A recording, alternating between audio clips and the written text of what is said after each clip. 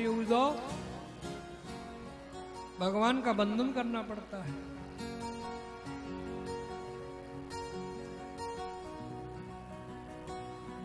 उद्धव ने गोपियों से अनुरोध किया कि गोपियों, मैं भ्रमित था, मैं यह समझता था कि मैं ही ज्ञानी हूं, लेकिन आज आप लोगों के ज्ञान के सामने मेरा ज्ञान अधूरा है। आप लोगों के ज्ञान को देखते हुए गोपियों और मेरे ज्ञान को देखते हुए मैं आपके चरण छूने का अधिकारी भी नहीं हूं। यदि आप कृपा करो तो आप अपने चरणों के नीचे की जो धूली है वह धूली मुझको दे दो। आपके चरणों की धूली लगाऊंगा जब मैं अपने मस्तिष्क पे, तो मेरा ज्ञान पवित्र भी हो जाएगा और मेरा ज्ञान सशक्त भी हो जाएगा। गोपियों ने कहा, उद्धव हमारे चरणों की धूल में इतनी शक्ति है। गोपियों ने ज्ञान गुदड़ी की रज में अपनी चरण रगड़ रगड़ करके और अपने पैरों की रज की एक पोटली बनाई और वो पोटली बना करके उद्धव के सिर पर रख दी कि उद्धव ये पोटली मथुरा ले जा, तेरे ज्ञान को भी पवित्र कर लेना और इस पोटली की रस से तेरे ब्रह्म को भी पवित्र कर लेना।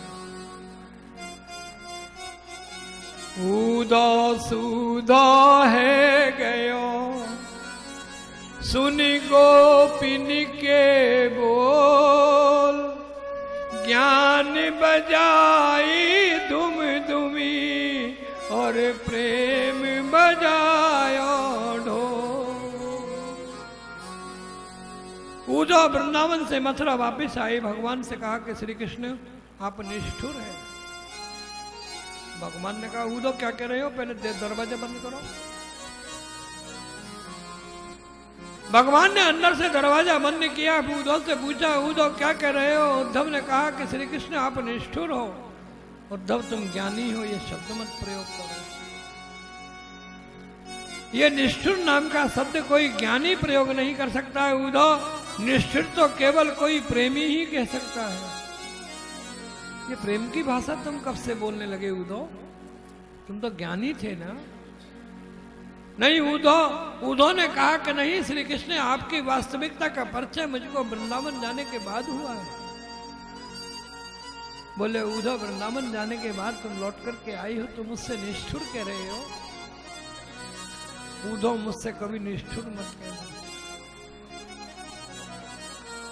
उद्धव ने कहा कि मैंने अपनी शाखों के सामने माता यशोदा को रोते देखा है, ग्वाल वालों को रोते देखा है, गोपियों को रोते देखा है, गऊओं को बगैर पानी पीते हुए देखा है, मैया यशोदा को रोते हुए देखा है।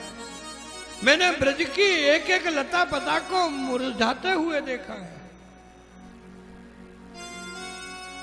आपके प्रेम में ब्रज, आपका प्रेम वहां से क्या आ गया, ब्रज में कुछ भी नहीं है, सब कुछ शांत है। ये निष्ठुरता नहीं है तो क्या है। भगवान ने कहा, उद्धव आंखें बंद करना। उद्धव ने आंखें बंद की। उस कक्ष के मध्य में मैया यशोदा बैठी हैं, बाबा बैठे हैं, मैया की गोदी में भगवान बैठे हैं, बाबा की गोदी में दाऊ जी बैठे हैं। उस पूरे के पूरे कक्ष में सारे के सारे ब्रजवासी हैं, गोपियां हैं, गौएं हैं, ग्वाल बाल हैं। जो दृश्य वृंदावन देख करके आए थे उद्धव, वही दृश्य मथुरा में भगवान के उस कक्ष में मौजूद है। उन्होंने कहा, ये आपकी क्या लीला है। भगवान ने कहा, उद्धव ब्रज तज अंत न जाहि हो, मैं कभी ब्रज का त्याग नहीं करता हूं, मैं कहीं नहीं जाता हूं, मैं सदैव वृंदावन में ही रहता हूं, सदैव ब्रज में ही रहता हूं।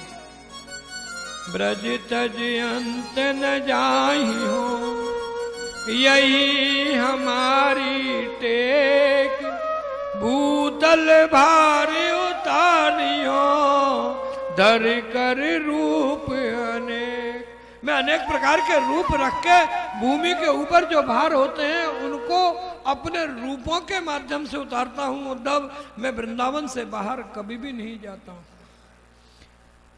उद्धव, ब्रजवासी जन सदा मेरे जीवन प्राण, इन्हें कबहू न बिसारी सोए नंद बाबा की आँख। उधो मैं बाबा नंद की सौगंध खा करके कहता हूँ कि मेरे ब्रजवासी मेरे जीवन प्राण हैं, मैं इनको सदैव प्रेम करता हूँ और ये मुझको प्रेम करते हैं। यहाँ पर उद्धव को भगवान ने अपना ब्रज स्वरूप का दर्शन कराया है और सज्जनों इसी प्रसंग के साथ ही श्रीमद् भागवत के 10वें स्कंद का पूर्वार्ध यहाँ पर विश्राम लेता है। अब उत्तरार्ध चालू करेंगे। मथुरा का राजा कंस था, उसकी 2 पत्नियां थीं, अस्थि और प्राप्ति। ये अस्थि और प्राप्ति कंस की मृत्यु के बाद विधवा होकर के अपने पिता जरासंध के यहाँ आ गई थी। जरासंध की पुत्री थी अस्थि और प्राप्ति।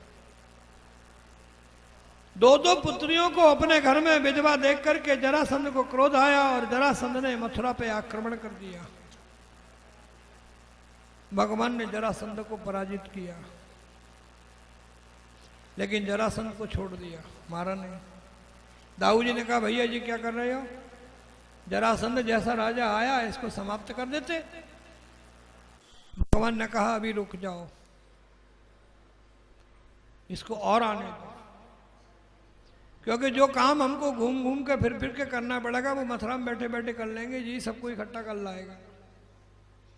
जरासंध ने दोबारा भगवान के ऊपर आक्रमण किया। भगवान ने दोबारा जरासंध को पराजित किया। भूमि पर सबसे बड़ी सेना जरासंध की थी, 23 अक्षौणी सेना थी जरासंध। तीसरी बार जरासंध ने आक्रमण किया, भगवान ने तीसरी बार इसको पराजित किया। इस प्रकार जरासंध ने 17 बार भगवान पे आक्रमण किया और 17 बार भगवान ने जो है जरासंध को पराजित किया। आज 18वीं बार जरासंध ने भगवान पे आक्रमण किया है और 18वीं बार जब भगवान पे जरासंध ने आक्रमण किया तो 11,000 विद्वान ब्राह्मणों को बैठा करके अपनी विजय का अनुष्ठान करवाया। भगवान को समाचार मिल गया। भगवान ने दाऊ भैया को बुलाया, बोले दाऊ मेरी पूरी की पूरी मथुरा नगरी को लेकर के यहाँ से कहीं स्थानांतरित कर दो समुद्र के अंदर। दाऊ जी ने कही क्यों? बोले क्योंकि जरासंध अब फिर आक्रमण करने के लिए आ रहा है और ये युद्ध मुझको हारना पड़ेगा, मैं जीतूंगा नहीं। तो मैं चाहता हूं मेरी मथुरा सुरक्षित हो जाए, इसलिए मथुरा को और मथुरा वासियों को यहां से कहीं तुम ले जाओ। दाऊ जी ने कही ऐसी क्या बात हो गई है? बोले जरासंध ने विजय के लिए 11,000 ब्राह्मणों का अनुष्ठान करवाया है।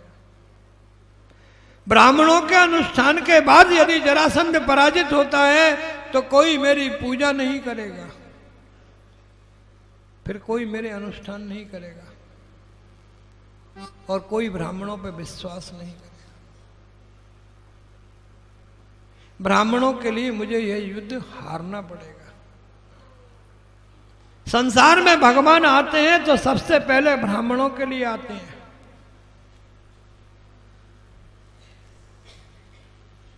विप्र, धैनु, सुर और संत। विप्र धैनु सुर संत हित लीन मनुज अवतार। भगवान पहले ब्राह्मणों के लिए आएंगे, फिर गाय के लिए आएंगे, फिर देवताओं के लिए आएंगे और फिर किसी संत के लिए। भगवान कृष्ण ने कहा कि ब्राह्मणों की पूजा नहीं होगी, ब्राह्मणों की कोई बात नहीं मानेगा, इसलिए मैं इस युद्ध को हारूंगा। और 18वीं बार जब जरासंध ने भगवान के ऊपर आक्रमण किया तो भगवान 18वीं बार युद्ध का मैदान छोड़ करके भाग गए, रण को छोड़ करके भाग गए। या भगवान का नाम पड़ गया, बोलो रण छोड़ भगवान की। ये अहमदाबाद के पास डाकोर जी है, अहमदाबाद और बड़ौदा के मध्य में डाकोर जी है। आप सभी लोग शायद जो हमारे साथ द्वारका कथा सुनने गए उन सबने डाकोर जी का दर्शन किया है। रण को छोड़ करके भगवान भाग गए, धवलगिरी नाम के पर्वत पर चढ़ गए। जरासंध की सेना ने उस पर्वत के चारों तरफ आग लगा दी तो भगवान ने उस पहाड़ से छलांग लगाई। भगवान वहां से कूदे, अर्थात डांक मारी। तो जहां पे भगवान कूदे उस स्थान पे भगवान का नाम पड़ गया डाकोर। बोलो डाकोर नाथ की। बलराम जी ने अपनी संकर्षण शक्ति के माध्यम से मथुरा नगरी का को जो है समुद्र के अंदर स्थापित किया और यहाँ पर मथुरा नगरी का नाम पड़ गया द्वारका। डाकोर जी से भगवान द्वारका आ गए और यहाँ पर भगवान का नाम पड़ गया द्वारकाधीश। बोलो द्वारकाधीश की। द्वारकाधीश श्री कृष्ण के अनेक विवाह हुए हैं ऐसा मैंने सुना है, ऐसा शौनकादिक ऋषियों ने पूछा। इस पर सूत जी ने कहा हाँ। भगवान सुखदेव ने राजा परीक्षित को बताया कि राजा परीक्षित, भगवान का सबसे पहला विवाह महाराज भीष्मक की पुत्री रुक्मणी के साथ हुआ। जब रुक्मणी 5 वर्ष की थी उस समय नारद जी महाराज भीष्मक के यहाँ आए थे, तो महारानी भीष्मक ने जो है जिज्ञासा बस रुक्मणी का हाथ नारद जी को दिखाया था।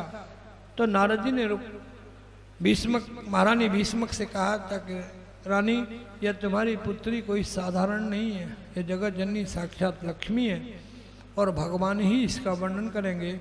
और इस समय भगवान द्वारका में अवतार लेकर के आए हुए हैं। जिस दिन से नारद जी के सत्संग के माध्यम से रुक्मणी को भगवान का परिचय प्राप्त हुआ था, उसी दिन से रुक्मणी को जो है भगवान से प्रेम हो गया था। और जब ये रुक्मणी युवावस्था में आई तो वह प्रेम संबंधों में परिवर्तित हो गया था। मन ही मन रुक्मणी भगवान को अपना पति मानती थी। नारद जी के सदगुरु के सत्संग के माध्यम से रुक्मणी ने भगवान को अपना पति स्वीकार कर लिया था। रुक्मणी का भाई था रुक्मी, और भूमि पर एक राजा था जरासंध। जरासंध नहीं चाहता था कि श्री कृष्ण का विवाह रुक्मणी से हो, क्योंकि जरासंध श्री कृष्ण से ईर्ष्या करता था।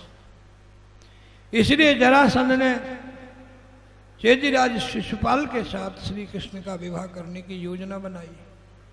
रुक्मणी के भाई रुक्मी को जरासंध ने बुलाया और जरासंध ने रुक्मी को चेतावनी दी कि यदि तुमने अपनी बहन रुक्मणी का विवाह शिशुपाल के साथ नहीं किया तो हम सभी राजा एकत्रित होकर के कुंडनपुर पर आक्रमण कर देंगे और तुमको जो है राज्य से हीन कर देंगे।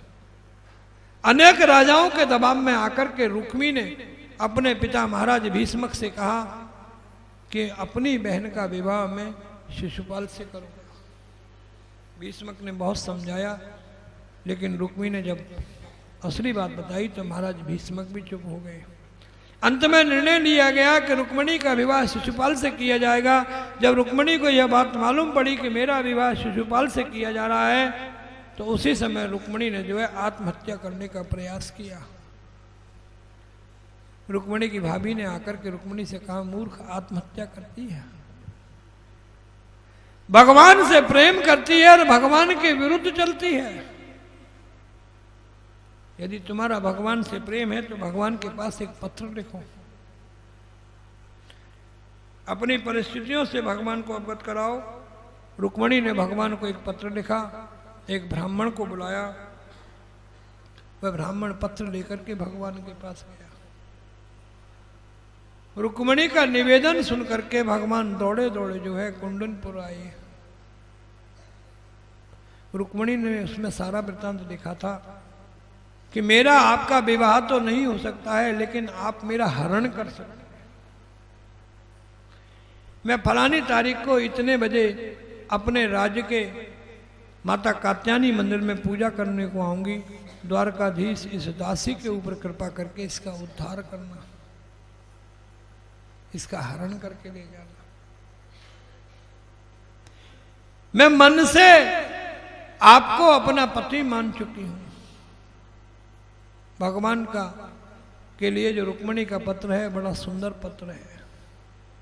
रुक्मणी के पत्र से प्रभावित होकर के भगवान कुंडनपुर आए हैं और माता कात्यायनी के मंदिर से भगवान रुक्मणी का हरण करके ले गए।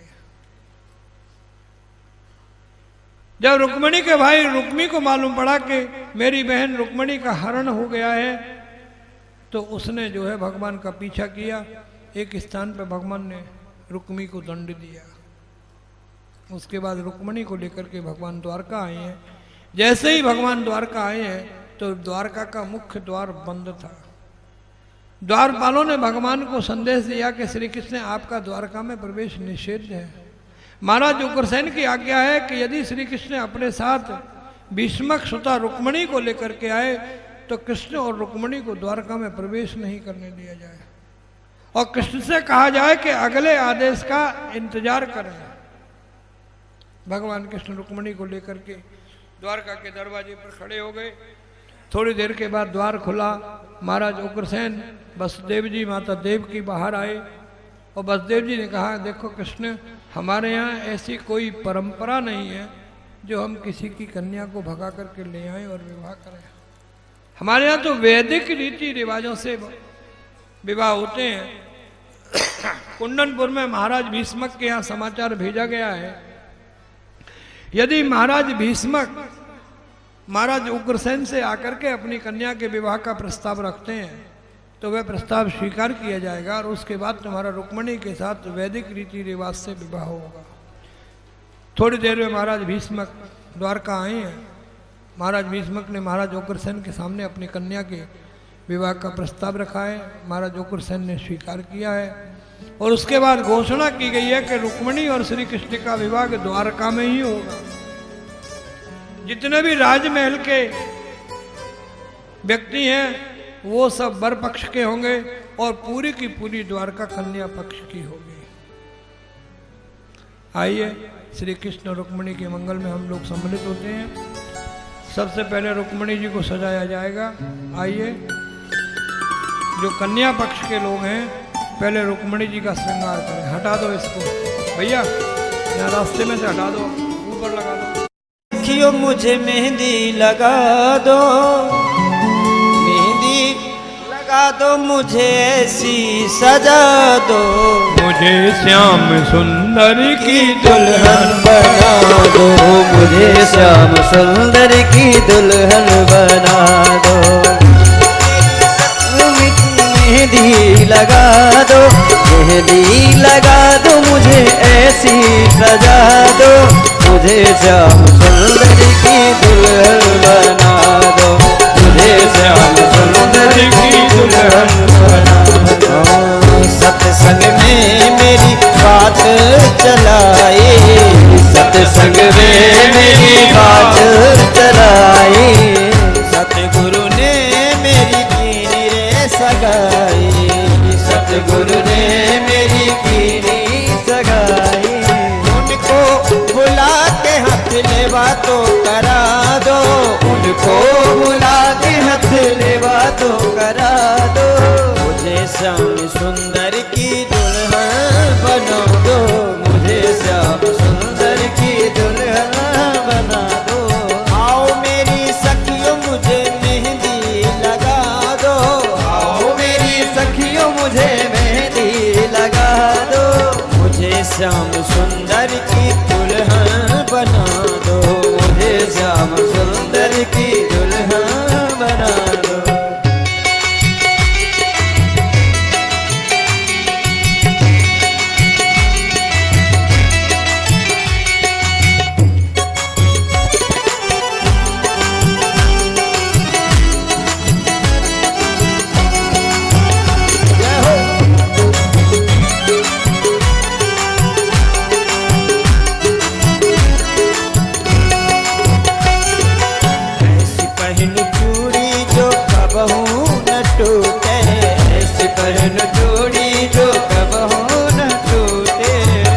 ऐसा बरु दुल्हा जो कबहू न छूटे, ऐसा बरु दुल्हा जो कबहू न छूटे। अटल सुहाग की बिंदिया लगा दो, अटल सुहाग की बिंदिया लगा दो, मुझे श्याम सुंदर की दुल्हन बना दो, मुझे श्याम सुंदर की दुल्हन बना दो।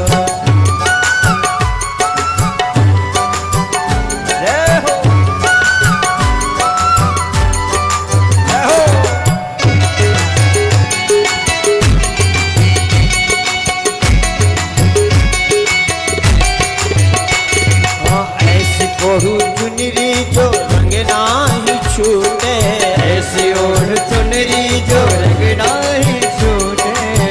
प्रीत का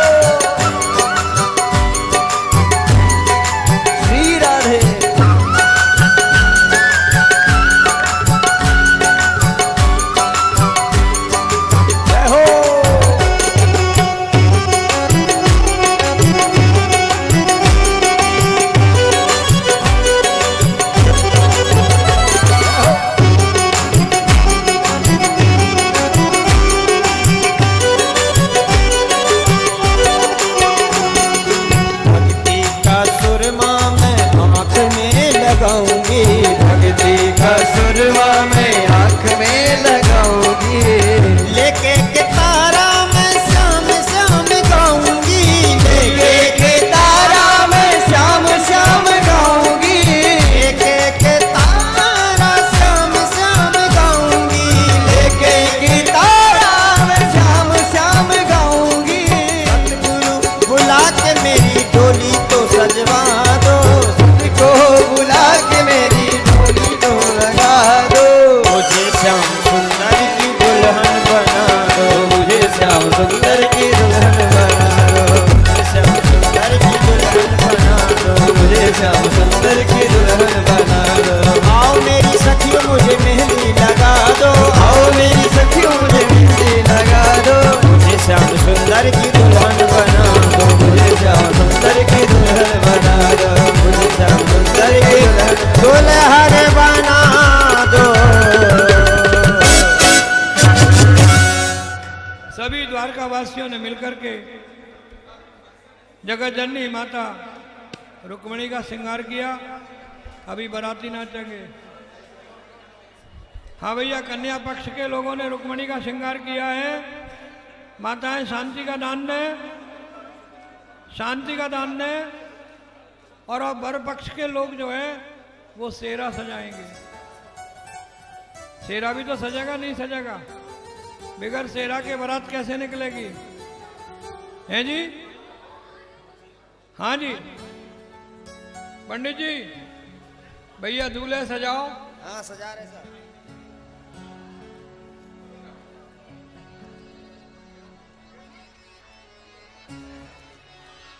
हाँ जी लगे दूल्हा सा दिलदार सामने हो, लगे दूल्हा सा दिलदार सामने।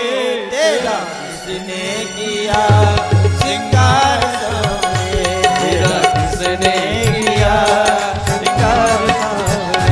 तेरा श्रृंगार सामने, तेरा किसने किया श्रृंगार सामने।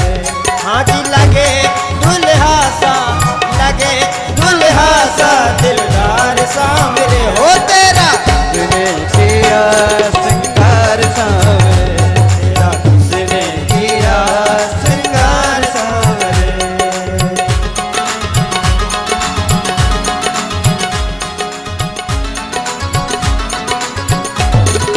जय हो।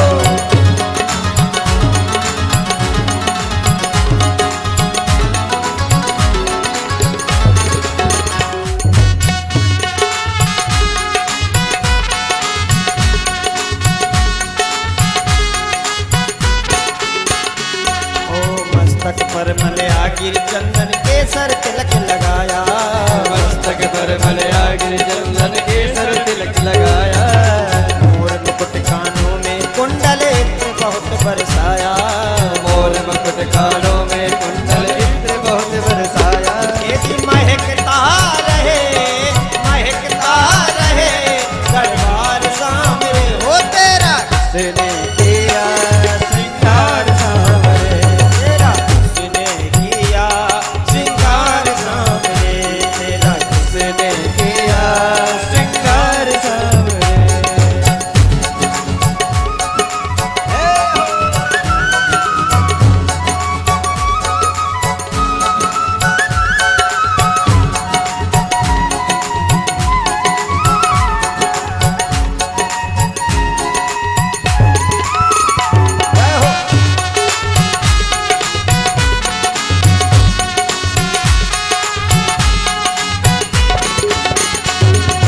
बागों से कलियां चुन चुन कर सुंदर हार बनाया, बागों से कलियां चुन चुन कर सुंदर हार बनाया। रहे सलामत हाथ सदा वो जिसने तुझे सजाया, रहे सलामत हाथ सदा वो जिसने तुझे सजाया। ये जी सजाता रहे, सजाता रहे बार बार सामने हो। तेरा किसने किया श्रृंगार सामने, तेरा किसने किया श्रृंगार सामने। जय हो।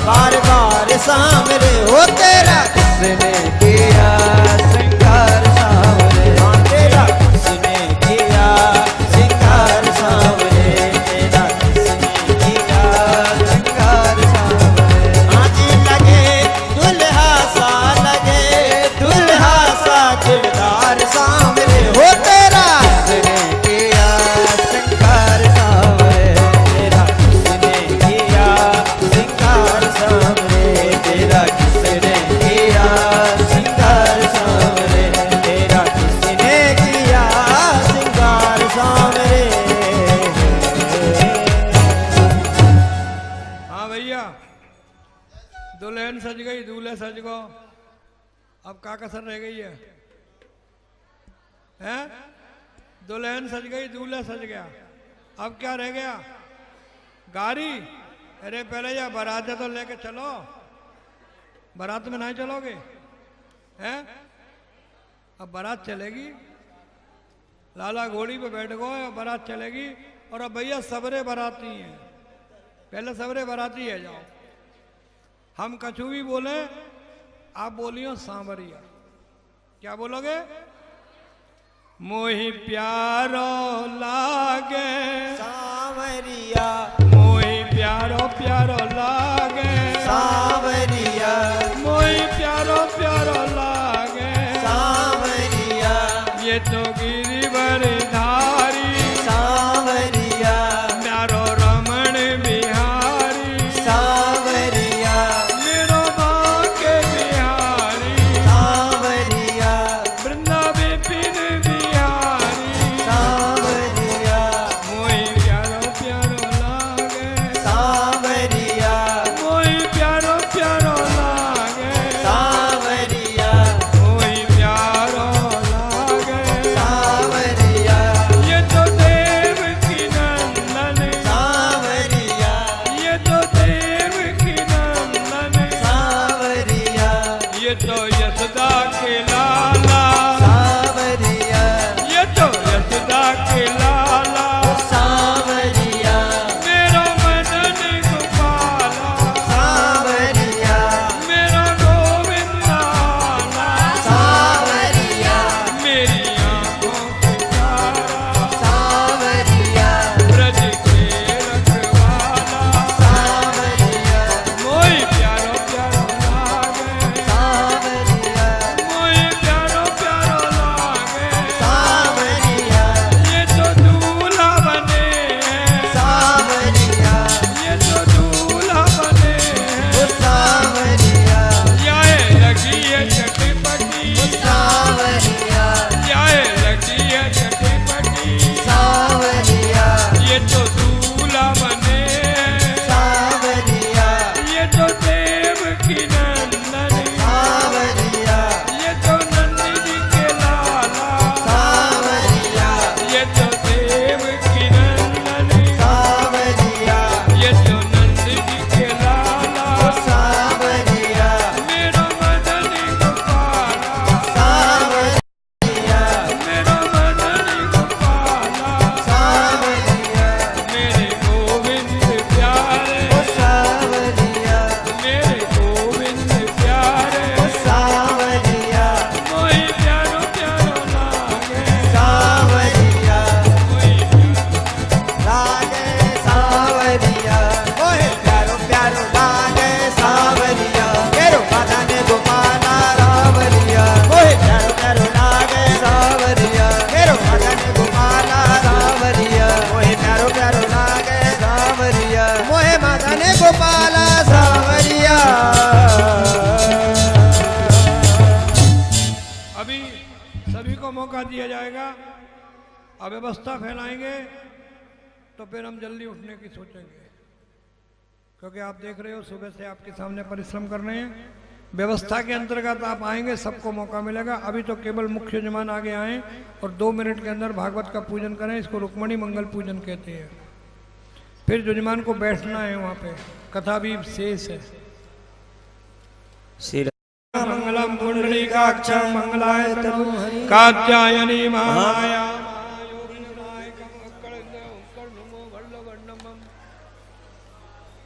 आइए जल्दी जल्दी। सभी ध्यान दें, जब तक मंगल पूजन हो रहा है, रुक्मणी मंगल पूजन हो रहा है, मेरा आचार्य जी से निवेदन है कि बिना माइक के करवा ले। जब तक मैं दान दाताओं का अनाउंस कर देता हूं। जो आज के दान दाता हैं उनके आज ये नाम है। अरे मुकुट धर सामने रे लाला दीवान के मुकुट धर सामने रे लाला दीवान के जाए एक द्वारिका में लाला तुझे वृंदावन धाम एक द्वारिका में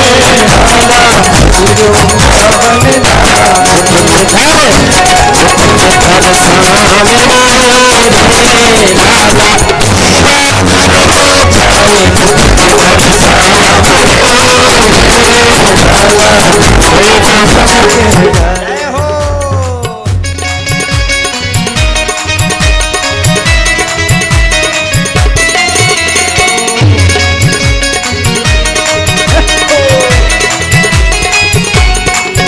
हाँ बहन सुभद्रा आपकी है लाला अर्जुन की काम। हाँ बहन सुभद्रा आपकी है लाला अर्जुन की काम। हाँ बिन ब्याहे कुंती सुत जनों रे लाला कर भय सर नाम मुकुट धर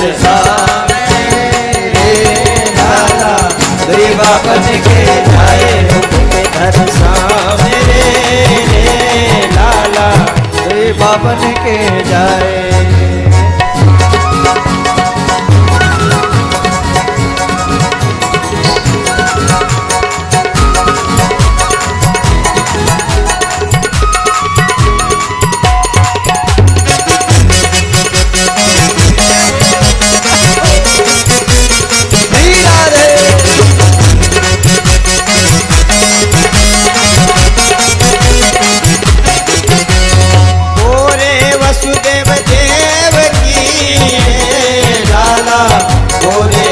बलराम हाँ गोरे लाला गोरे हैं बलराम। तुम कारे कहाँ से भये लाला या तो ठीक न ठाम मुकुट धर सावरे रे लाला कोई बापन के जाए मुकुट धर सावरे रे लाला बापन के जय हो।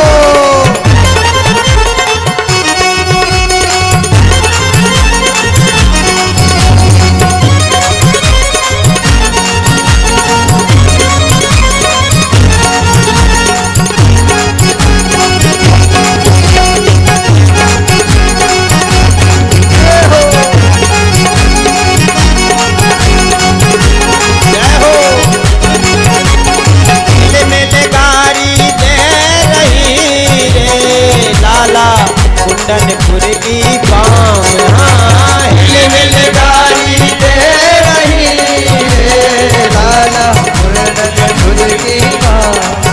हाँ इनको गुरु मानो नहीं रे लाला सुंदर माधव श्याम मुकुट धर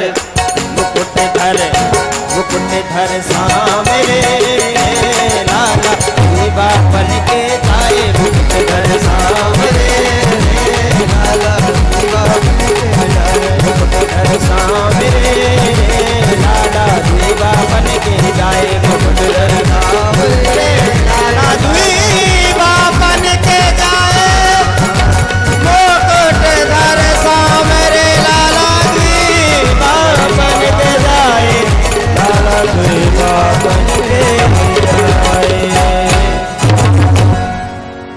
अब आपको 5 मिनट का समय है और उसके तुरंत बाद आरती होगी। आज के प्रसंग को यहीं विश्राम देते हैं, शांति से सुने। कल श्रीमद् भागवत सप्ताह ज्ञान यज्ञ का 7वां दिन है, श्री भागवत के विश्राम का दिन है। और कल जो कथा है वो 2 बजे से पूर्व प्रारंभ होगी। कथा कृष्ण आए हरे बास मंडप छाए रुक्मणी ब्याहन कृष्ण आए हरे बास मंडप छाए रुक्मणी ब्याहन कृष्ण आए।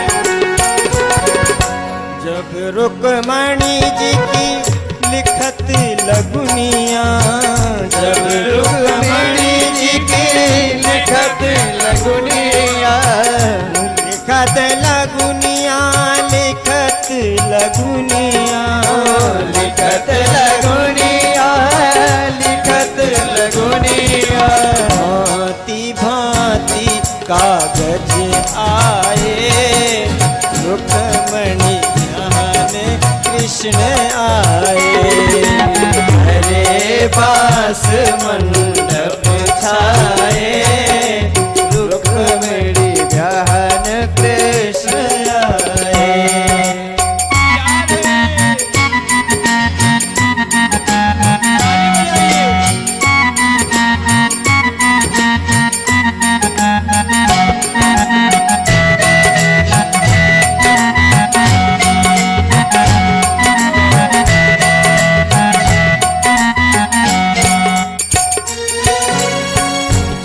रुक्मणी जी को होत है टीका, रुक्मणी जी को होत है टीका, जग रुक्मणी जी को होत है टीका, जग रुक्मणी जी को होत है टीका, ऐरावत हाथी आए, रुक्मणी ध्यान कृष्ण आए, हरे बास मंडप छाए, रुक्मणी ध्यान कृष्ण आए।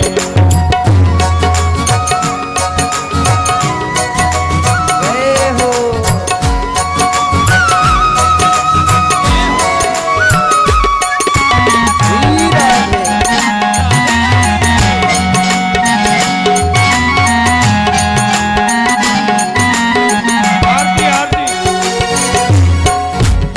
रुक्मणी जी की परत भंवरिया, जब रुक्मणी जी की परत भंवरिया, जब रुक्मणी जी की चढ़त चढ़ाए, जब रुक्मणी जी को चढ़त चढ़ाए, भांति भांति कहने आए, रुक्मणी ध्यान कृष्ण आए, हरे बास मंडप छाए, रुक्मणी ध्यान कृष्ण आए, जब रुक्मणी जी की होत विदाई, जब रुक्मणी जी की होत विदाई, जब रुक्मणी जी की होत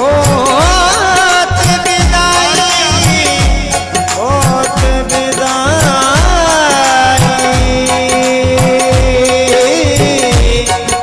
जब रुक्मणी जी की होत विदाई, जब रुक्मणी जी की होत विदाई, जब रुक्मणी जी की होत विदाई, अब सखियन आंसू आए, रुक्मणी ध्यान कृष्ण आए, हरे बास मंडप छाए, रुक्मणी ध्यान कृष्ण आए, ध्यान कृष्ण आए, रुक्मणी ध्यान कृष्ण आए।